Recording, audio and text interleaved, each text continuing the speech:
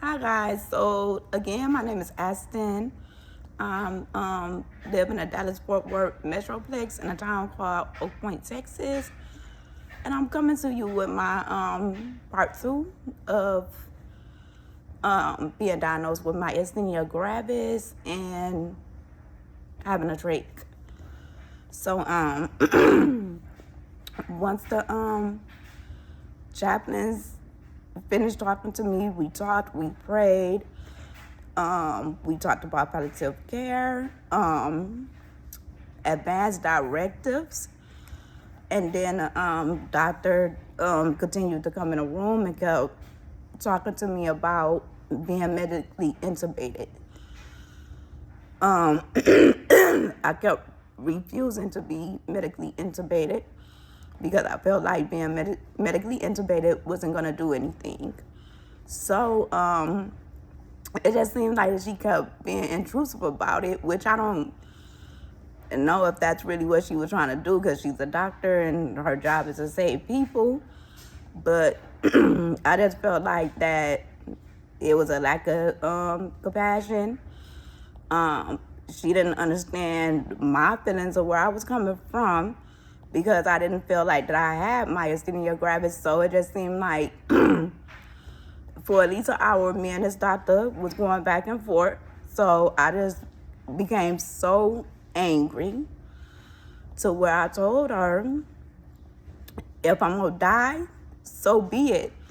Let me check out the hospital, call me an Uber so I could go home, so I could be with my kids, and I could die at my home and be at peace. But she told me that if they took me off the machine, by the time I made it out to the parking lot to get in the Uber, I would more than likely pass away. So, me and the lady, we kept going back and forth. It was like she kept trying to push me to let them medically intubate me. I didn't want to do it because, like I said, it just seemed like that the diagnosis of myasthenia gravis came out of thin air. I wasn't educated on myasthenia gravis. The stuff that I read about myasthenia gravis, I didn't really read anything about it messing with your breathing or anything. I just thought that it messed with your eyes. You have muscle weakness, but I wouldn't say that I necessarily had muscle weakness. I just felt like that I had a lot of numbness and tingling in my legs, my feet, my toes, my hands, my arms, my fingers. I had numbness and tingling on the left side of my face. Later on, when I explained what else happened leading up to getting a trach, I didn't know for months that my left eye was drooped. No one else pointed it out to me or anything, but when I ended up getting transferred to UT Southwestern, the neurologist there, they saw that no matter how much I tried to open up my eyes or anything, like I could open up my right eye fine, but that left eye, it just was drooped. And when I look back at pictures from months ago, I could see that my left eye was definitely drooped. My left eye definitely looked like it was drooped so bad to where it was basically closed compared to my right eye. However, I didn't have double vision or anything like that. I still saw fine. I just guess that my muscle just became so relaxed with my left eye that it was like no matter how much I tried to open it, they put ice on my eye and everything, and it was drooped. And I ended up having to do other tests and stuff too. But anyway, me and the doctor, we kept going back and forth. So I just got so angry, and I just said, you know what? I mean, my mom, she passed away unexpectedly young. My sister, she passed away unexpectedly young. So I just said, you know what? I mean, don't nobody want to leave their kids behind, especially if they have underage children. But I just said, you know what, I'm tired of suffering. I'm tired of going through what I'm been going through. At this point, if it's time for me to go, then it's time for me to go. I wasn't even scared to go because, I mean, we all live to go anyway. We all live to die anyway. So I just couldn't believe that if it was my time to die, it just seemed like all my life I struggled. I worked hard. I married young, had 3 kids back to back young, became a single parent young, divorced young. So I just feel like that I gave my all to my job. I gave my all to my children. I barely gave anything to myself. So I'm like my oldest son, he 18 years old. He just graduated from school on May 17th. Today, June the 10th, 2025. And I'm like, I still got 2 underage kids. I mean, I always begged God that, you know, I know that I have to die and stuff, but if you could just spare me. And to my youngest child is 19 years old and graduated from high school. And then if you want me to come home, then just go ahead and take me home. So I just got tired of feeling like that the doctor was trying to force me to let them medically intubate me. So I just got so angry. I just told them, I just shouted at her, and I just said, you know what? I'm not getting medically intubated, and I want to sign a DNR, a do not resuscitate. So when I pulled out, I don't want y'all doing no CPR or anything on me. I don't want to suffer from CPR or anything. Just let me suffocate and just let me go. So she pulled the nurse practitioner into the room. And when she came, they kept trying to convince me to let them medically intubate me. I kept telling them no.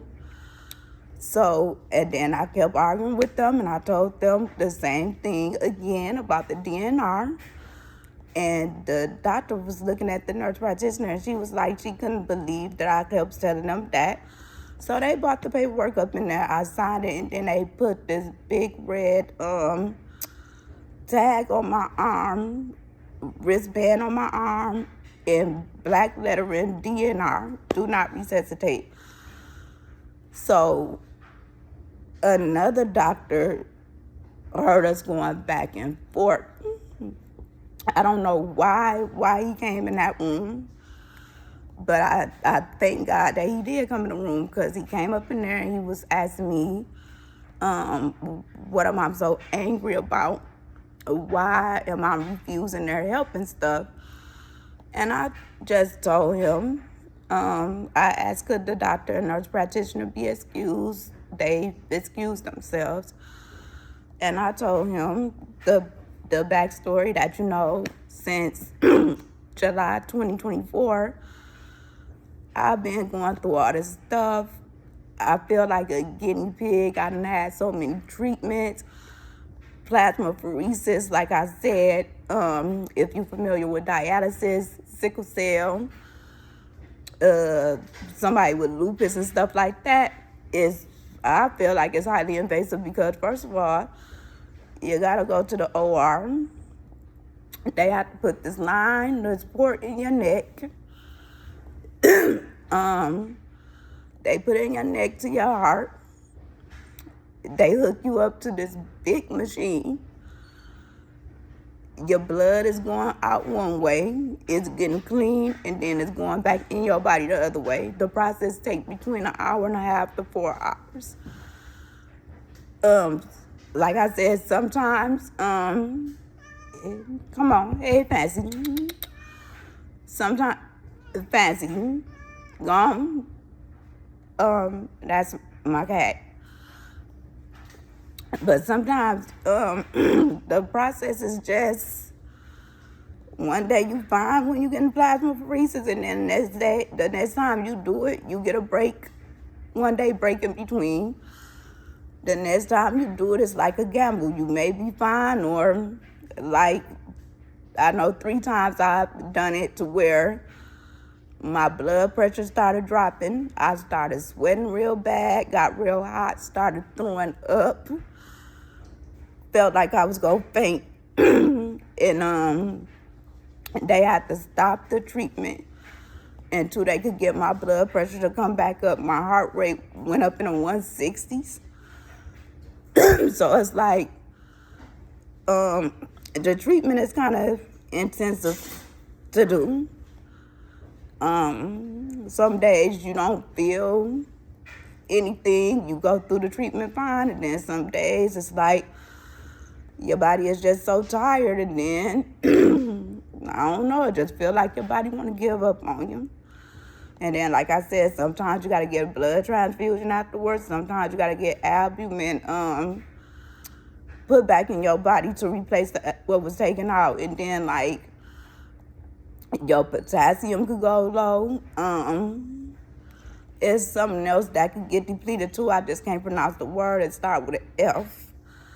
But before you get the treatments done anyway, like 30 minutes before the care team come to start the plasmapheresis, they do a blood draw and they check your levels, and that's how they know whether they got to give you a blood transfusion afterward, or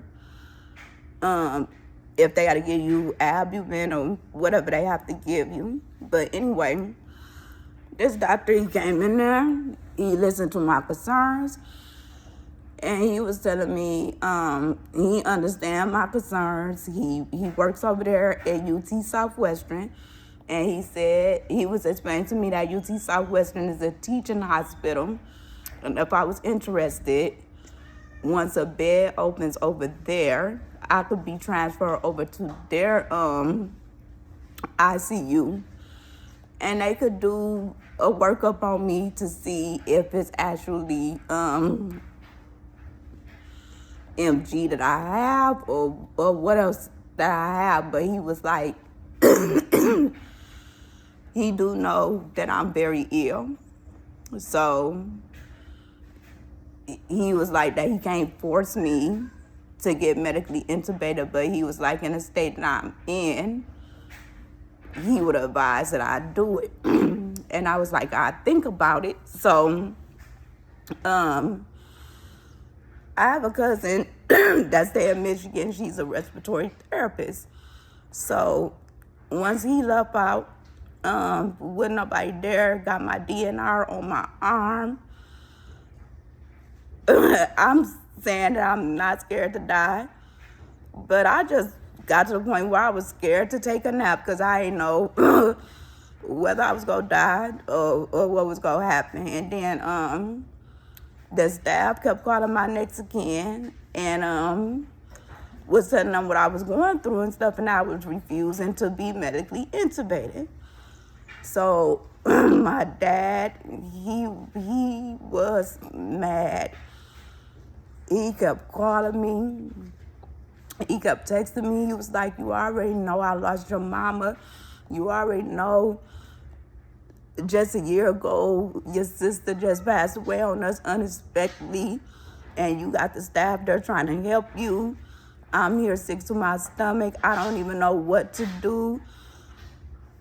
If they're willing to help you, just go ahead and get medically intubated. And then I was just telling him, you know, the last time I got medically intubated, you don't know how miserable and stuff that was.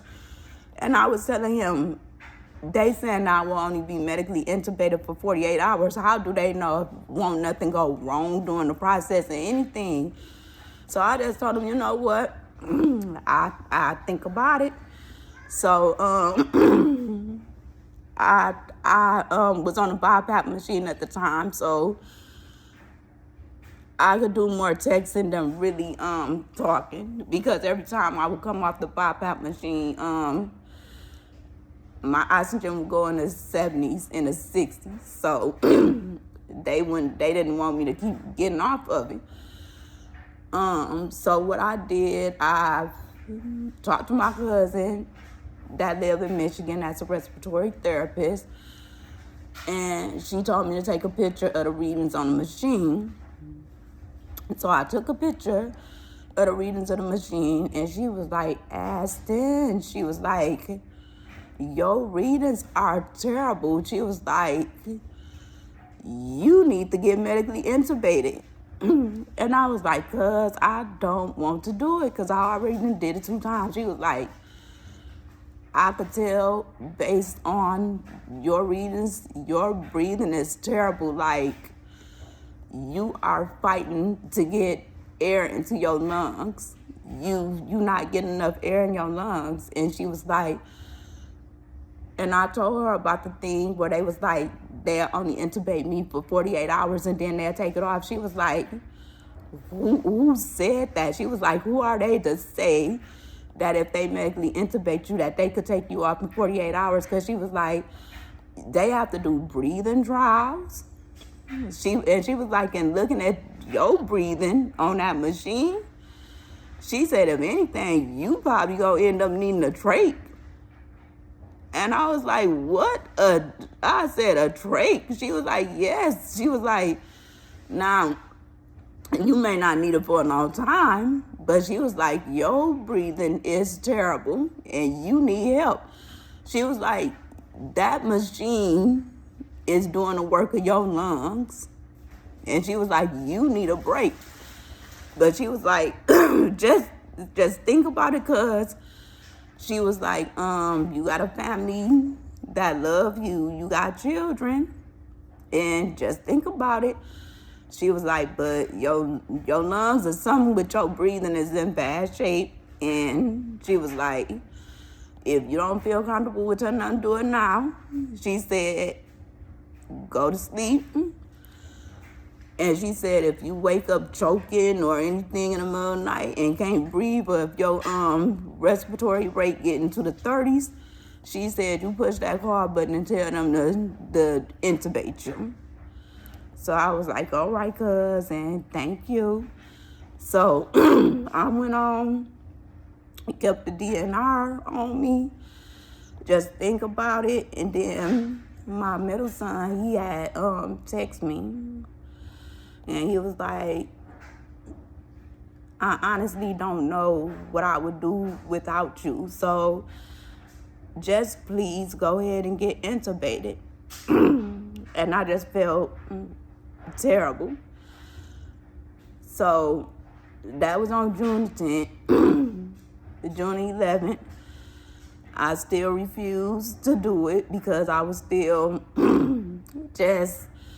I was like, I just don't know if I really got Myasthenia Gravis. I just don't know what I have, and I don't know if it's worth it. And then on June the 12th, my family now kept calling me. They kept begging me to do it and stuff. And my dad was like, he just can't, he haven't been able to sleep. He feels sick. He don't know what he'll do if he lose me. And he already just lost my mom, and he lost my sister unexpectedly. And my oldest son was begging me to do it because he was like, he just graduated from high school. He just started life. And he don't know what he'd do without me. My baby, he was with my dad, so he wasn't around. So on June the 12th, I just thought about it. And then I just cried a little bit when wasn't nobody around. And then I just went on. I pushed that call button. I told him that you could reverse the DNR. You could resuscitate me, and if something go wrong, and I'll just go ahead and let y'all medically intubate me. And then the medical team, they were happy and everything, and I went on and agreed to let them do it. So I remember my best friend from my job, Karen, had came up there to visit me and stuff. And I told her that I was going to do it. And then I don't even remember when they did it. I just remember going in and out. But I know it had to be on a Friday, June the 13th, I think, because I remember getting, like, I was unconscious, but I was going in and out, and I remember being transported because